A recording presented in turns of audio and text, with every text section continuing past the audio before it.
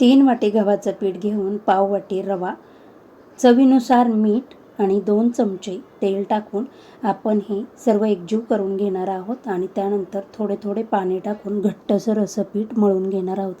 घट्टसर असं आपलं पीठ मळून झालं की ते आपण एका भांड्यात काढून ते आपण अर्ध्या तासासाठी झाकून ठेवणार आहोत. अर्ध्या तासानंतर त्याचे लिंबा एवढे गोळे तयार करून घेऊया.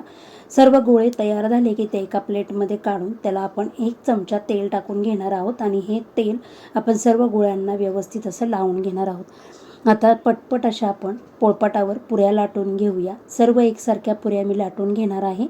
आपल्या सर्व पुऱ्या लाटून झाल्या की गॅसवर कढईमध्ये तेल गरम करायला ठेवलेले आहे. त्याच्यामध्ये मी पुरी टाकून घेते. तुम्ही पाहू शकता टम्म अशी आपली पुरी फुगलेली आहे. अशाच पद्धतीने मी सर्व पुऱ्या तळून घेणार आहे. सर्व पुऱ्या आपल्याला फुगलेल्या आहेत. मी एक पुरी तोडून दाखवते. अशा पद्धतीने आपली पुरी तयार.